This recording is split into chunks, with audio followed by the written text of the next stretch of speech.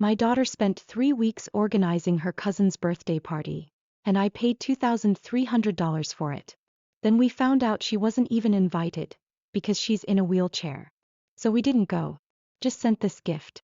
When they opened it, half the guests left because the invitation never came. Not a glitch. Not a delay. Not lost in spam. Everyone else got theirs. The big animated email with dancing animals and jungle drums and "You're invited," flashing like it was the Oscars. My son got one. I got one. Even my ex-husband, who hasn't shown up to a family event since 2019, got one. Mia didn't. She checked her inbox like it owed her money. Every hour. Before school, after dinner, sitting in the car at Target. She'd glance at her phone, click refresh, wait. Nothing. And every time she smiled a little smaller. At first, I thought maybe my sister just forgot to include her address. I mean, that's believable, right? She's scatterbrained. 3 kids, full-time job, chronic main character energy. It happens. So I called. Just to check. I had the phone on speaker. Mia was in the kitchen with me, folding little paper napkins into triangles for the party table. She was so proud of her work. Said she wanted the party to look fancy but chill. My sister picked up right away. "Hey," I said, casual, like this wasn't going to be the moment that broke something in both of us. "I think Mia's invite didn't come through." Silence. Then, yeah. So Tyler asked if she could, not come. I thought I misheard her. "I'm sorry, what?"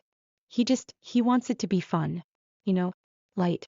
And with the chair and everything, it might be a bit much. A bit much. I didn't say a word. I just looked at Mia. She was still folding napkins, but her hands had stopped moving. Her eyes didn't lift. She just stared at the table like she was trying not to exist. I hung up.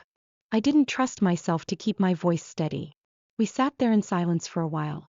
Just the sound of the dishwasher humming and one of those awful jungle-themed party songs playing from the Bluetooth speaker. Then Mia said without looking up, "He doesn't want me there." Not a question. Just a fact. My chest burned. But I stayed calm. Because I've learned that when you're a mom and your kid is hurting, the last thing they need is to watch you fall apart. I took a breath. "He's an idiot," I said. "You made half this party happen." She nodded. Swallowed. Still didn't look at me. "I thought maybe they forgot," she whispered. "I didn't think they'd, actually leave me out." I didn't know what to say to that. Not without swearing. So I said nothing. A few minutes later, she got up and rolled herself to her room without a word. Closed the door softly behind her. That softness. That's the part that killed me. I stayed in the kitchen and stared at the napkins she left behind. Perfect little folded triangles, lined up in rows like tiny white flags. Surrender. Later that night, I opened my laptop and pulled up the spreadsheet. The one where I'd tracked all the stuff I paid for to help out. My sister had called me generous. Said she didn't know how she'd pull it off without me. $800 for the venue deposit. $300 for the magician. $450 for themed decorations and centerpieces. $200 for catering extras. $550 for party favors, balloon delivery and printed signs. $2,300 total. And that doesn't even include the late night runs to pick up supplies or the hours Mia spent designing the welcome board on Canva. I stared at the numbers and thought, they didn't just exclude her. They let her build the party and then locked her out. And I let them. I sat with that for a while. Let the guilt sink its teeth in. Thought I was helping. I thought being the yes person was the right thing to do. But all I'd done was fund the party that hurt my kid. And that's when I decided. We weren't going. Not one of us. Not Mia. Not her brother. Not me. But we were still sending something. The next morning I told Mia at breakfast. "We're not going," I said. She didn't look surprised. Just nodded, eyes on her cereal. "But," I added, "we're sending a gift." Now she looked up. "What kind of gift?" I shrugged. "One they won't forget." She raised an eyebrow. "Like a flaming bag of dog poop?" I snorted. Tempting. But no. She paused. "Will I get in trouble for it?" "Definitely not." "Will they?" "Hopefully." She gave me a small, real smile for the first time since that phone call. "I'm in," she said. And just like that, the fog lifted a little. We didn't say anything else. We just started planning. I didn't need revenge. I needed the truth to walk into that party wrapped in a bow and sit itself down next to the cake. They wanted her quiet. We were going to make some noise. By the time I finished packing the gift, I wasn't just mad about the party. It's never just the one thing. It's the weight of every little thing that came before it. All the moments you swallowed, all the times you let it slide because it's family. The unspoken rule that you're not allowed to call it what it is. But now I was done pretending. I didn't always know my place in the family. But my sister did.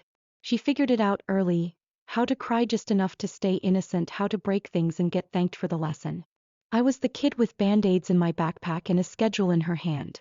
I got praised for being so mature, which really meant you're low maintenance and useful. By the time we were teenagers, I was helping with school runs and last-minute birthday gifts for her friends. She forgot people's birthdays. I remembered them for her. My mom said I was naturally giving. I wasn't. I was just conditioned to keep everyone from falling apart. And when things did fall apart, I cleaned up the mess. That's how I got the role, the fixer, the helper, the wallet. It's a funny thing being the responsible one. You think it comes with respect. What it really comes with is expectations. And silence. Because once you're seen as the strong one, no one checks if you're okay. They just hand you more weight. I remember the day my sister found out she was pregnant with Tyler. She showed up at my apartment crying, mascara down her face, no plan, no job, no clue. I held her for an hour, made her tea and told her it would be okay. Then I let her move in. Rent-free. She stayed for 8 months. Bought nothing. Cooked nothing. But the second she moved out and her boyfriend got his act together, she suddenly had a whole new set of boundaries. We need space now. You understand, right? I did. Of course I did. Because that's the job. Fast forward 12 years and here we are. My kid gets uninvited from the party she helped plan, and my sister doesn't even blink. Just tosses it out like it's a detail, like the chair is a logistical issue instead of an actual person. But what gutted me most wasn't what she said. It was how familiar it felt. Because Mia's been getting cropped out of this family since the day she started needing a ramp. The first time it happened it was subtle. Christmas photo a few years back. Everyone smiling in front of the tree. Mia's chair didn't fit the shot, so they zoomed in on the top half. It looked fine. Unless you knew what was missing. I didn't say anything. It was one photo. I told myself it didn't matter. Then came the birthday party with the outdoor-only venue, which turned out to be grass and gravel. Mia couldn't get 10 feet without her wheels sinking. My sister told me, "We didn't think of that part, sorry." Said it like she forgot the weather forecast, not her niece. I still didn't call it out. Because calling it out would have meant admitting it was intentional. And if you admit that your family is okay hurting your kid, you can't unknow that. But I know it now. And I'm not going to be the quiet one anymore. After I told Mia we were skipping the party, things felt lighter. Not easy, just less heavy. She didn't ask what the gift was. I think she wanted it to be a surprise. Or maybe she just wanted to feel like she could trust me to handle it. Her brother, meanwhile, was furious in the way only little brothers can be. "They're all garbage people," he muttered at dinner. "I hope the cake falls over." I didn't correct him. He wasn't wrong. I hope the magician quits in the middle of a trick and tells everyone Santa's fake. "Too far," Mia said, finally smiling a little. It was a small moment. But it was something. That night I pulled up the invite again. I stared at the RSVP list. Everyone else was going to be there. Aunts, cousins, family friends. People who'd known Mia since she was born. Not one of them had said a thing. Not one of them asked why she didn't get an invite. They knew. And they stayed quiet. That was the other thing that hit me hard. The exclusion wasn't just from one kid. It was a group decision. Spoken or not, it was agreed upon. And it hurt more than I expected. Because I realized we were alone in this. Not just me and Mia. But all the people who've ever been quietly erased. Left off the list. Pushed to the edge of the room so they don't ruin the vibe. This wasn't just a party. This was a line. And we were drawing it ourselves. The next morning I emailed the magician and the candy cart vendor. I'd paid for them directly, of course I had. I told them there'd been a venue change. Asked if they could redirect to a different address. Both said yes. I sent a follow-up to the balloon delivery team. And the guy who was setting up the photo booth. Then I called a few people. Parents who I did trust. Not a lot. Just the ones who had shown up before. who'd asked how Mia was doing not just to be polite but because they cared. I told them the truth. Some of them cried. Some asked what they could bring. We had a new party by lunchtime. Same day. Different address. Same decorations because I'd paid for those too. And for the first time in a long time, I felt something that didn't taste like guilt or survival. I felt like I was doing the right thing. Not just as a mom. As a person. Because this wasn't about being petty. It was about protecting my kid from thinking she deserved less. And showing her through action that she's not going to be the forgotten one. Not on my watch.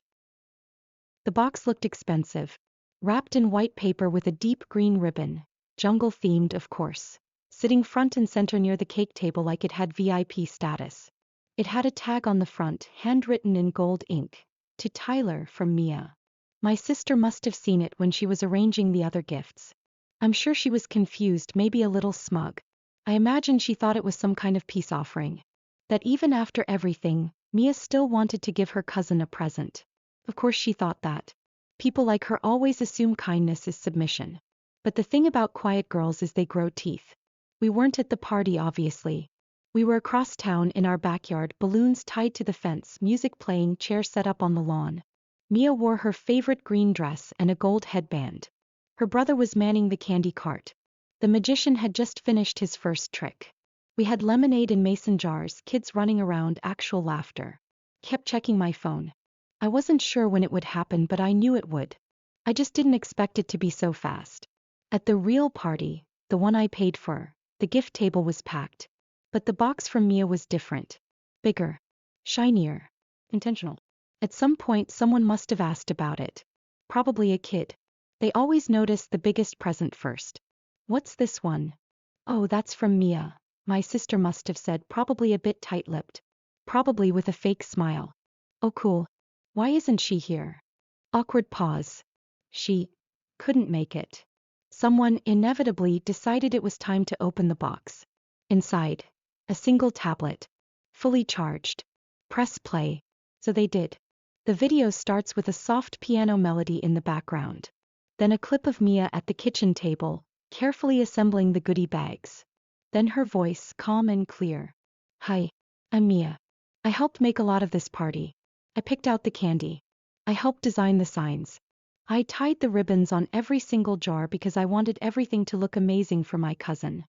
Cut to her holding a jar and smiling. I was really excited to come. But I didn't get invited.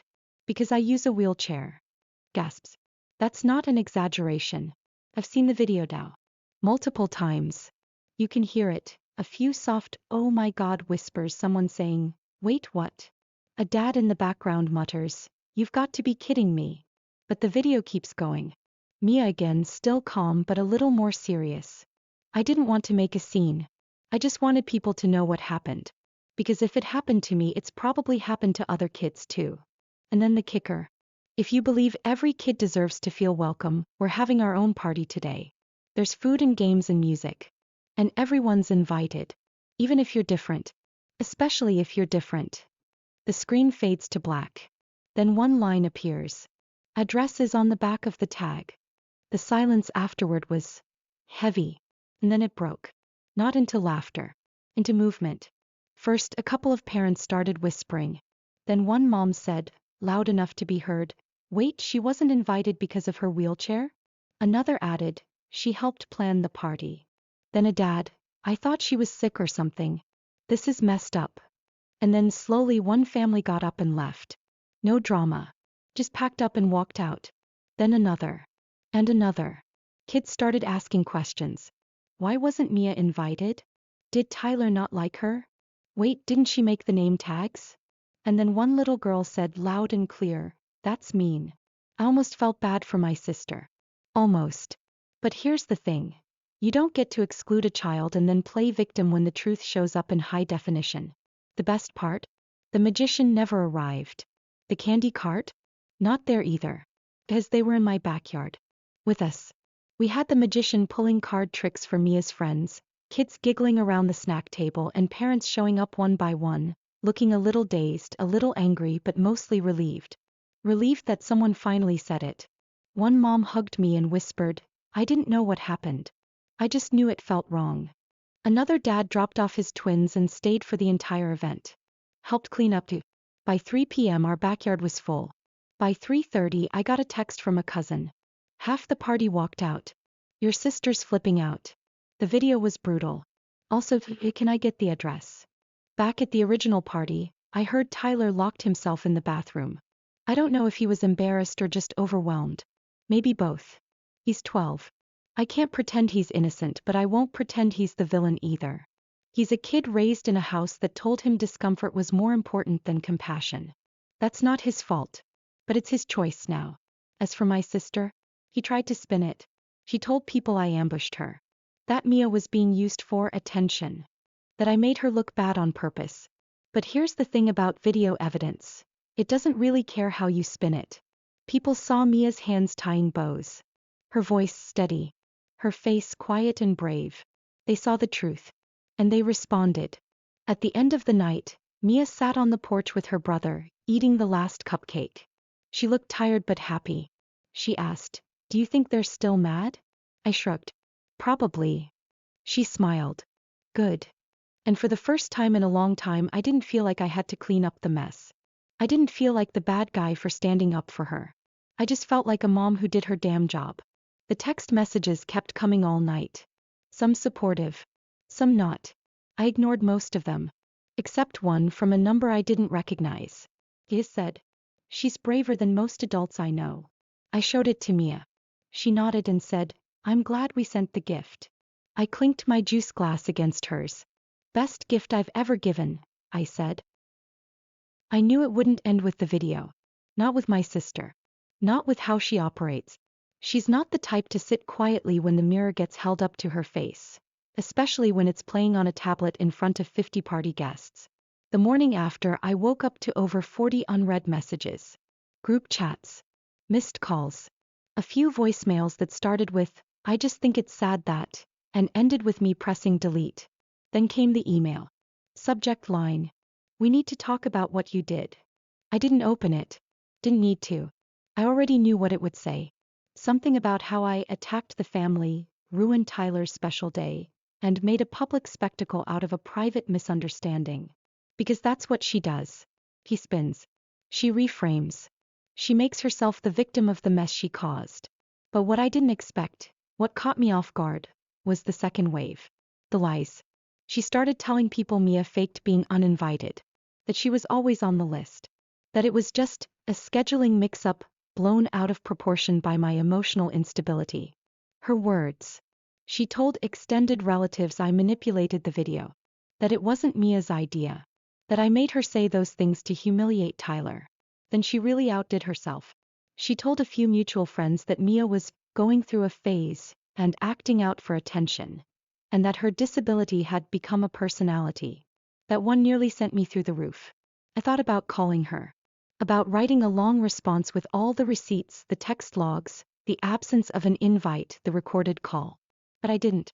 Because I knew something she didn't. When you lie in a house full of windows, you don't get to scream when the truth comes knocking. And it did. Turns out kids talk. So do parents. One of the moms who'd been at the party posted a long note in a private parenting group on Facebook. She didn't name names, but she didn't have to. It was about how we talk to our kids about exclusion, how easy it is to justify cruelty when it's dressed up as the vibe, and how silence makes you complicit. That post got shared. A lot. Someone else posted a clip of the video with the caption. She helped plan the party. Then she wasn't invited. That one. The comments were brutal. She's 12 and handled it better than most adults. I would have burned the whole party down. This is what ableism looks like in real life. Subtle. Dismissive. Casual. And disgusting. Tell her she's a hero. My sister tried to clap back. Made a few vague posts about false narratives and toxic behavior disguised as advocacy. Didn't work. Because the thing about public sympathy is that it only works when people still believe you deserve it. He finally texted me 3 days later. He went too far. We could have talked. But now it's beyond repair. Hope you're happy. I stared at it for a long time. And then I replied. You uninvited my daughter from her cousin's birthday because of her wheelchair. You lied about it. Then you tried to make her look like the problem. We're not beyond repair because of what I did. We're beyond repair because I finally stopped pretending you didn't mean it. Walked. Done. I didn't need to hear anything else. And I didn't owe her anything. But she wasn't finished. A few days later, Mia came home from school with a tight face and watery eyes. Tyler told people I edited the video to make him look bad, she said, dropping her bag. And that I hacked his mom's email and deleted my invite. She wasn't crying. She was just tired. The kind of tired you feel in your bones when you've been trying too hard for too long. I sat down with her. Do you believe any of that? She shook her head. No. But it still sucks. It does, I said. And I'm sorry. She nodded. I thought maybe it would be over. I didn't lie. I didn't say it would be. I just said, people show you who they are. And now we know. We spent the evening making brownies. I let her pour the batter and lick the spoon even though she said she was too old for that. She smiled anyway. A week later, her school counselor called me. Apparently, several kids, including some who hadn't been invited to the party either, had started a little club. Nothing official. Just a group that eats lunch together and makes sure no one sits alone. They called it Mia's Table. The counselor said, she didn't ask for it. But she shows up every day. He's kind. She listens. She's not just included, she's leading. I thanked her and cried in my car for 10 minutes before I could drive home. By the end of the month, things were quiet. My sister stopped posting. Tyler kept his distance at school. My parents called once, left a voicemail that said, we hate being in the middle. Can't you two just work it out? I didn't respond. Because they weren't in the middle. They were just silent. And silence is a sigh. I quietly pulled back from everything. No more group texts. No more holiday planning. No more helping with just one more thing. I even returned the last invoice for the party to the vendor.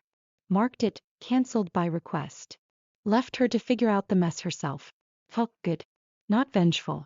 Just clean. Like closing a tab that had been draining my battery for years. One night Mia and I sat on the porch wrapped in blankets. She looked up and said, do you think it was worth it? I didn't ask what she meant. I knew. I thought for a long time before answering. Yes, I said. Because I'm not going to teach you to shrink yourself just so other people stay comfortable. She nodded. I don't think I'll ever forget it. You're not supposed to, I said. But that doesn't mean you carry it forever. Just long enough to know what you'll never tolerate again. She didn't say anything else. We just sat there and let the quiet settle in. That weekend she got a new party invite. A classmate she barely knew but who saw the video. The note said, you were the first person I wanted to invite. You seem like the kind of person who makes things better just by being there. Mia read it twice. Then handed it to me like she wasn't sure what to do with it. Go, I said. She did. And when she came home she had 2 new friends, a cupcake and glitter on her shoes. She smiled as she pulled off the paper wristband they gave everyone at the door. It said all are welcome. She taped it to her bedroom mirror. Sometimes I still wonder if I went too far. I mean, Tyler's 12. A kid. And yeah, the adults made the real choices, but it was still his birthday. And what happened, it did ruin it. The gift, the video, half the guests leaving. That's what everyone remembers now. Not the cake. Not the games. Not the jungle balloons I paid for. And part of me thinks, maybe I should have handled it differently. Maybe I should have taken the high road. Had a quiet conversation. Let it go. But then I think about Mia. How small she looked when she realized she wasn't invited. How hard she tried to smile. How long she worked on those party favors, not knowing they'd never even make it to the table. And I think, if I had done nothing, if I had stayed quiet again, what would I be teaching her? That kindness means letting people treat you like you're disposable? That being polite matters more than being seen? That her place at the table is always optional? I couldn't do that. Not to her. So I wonder, did I go too far? I'm really curious. What would you have done? Let me know in the comments. And if this story hit you even a little, go ahead and subscribe.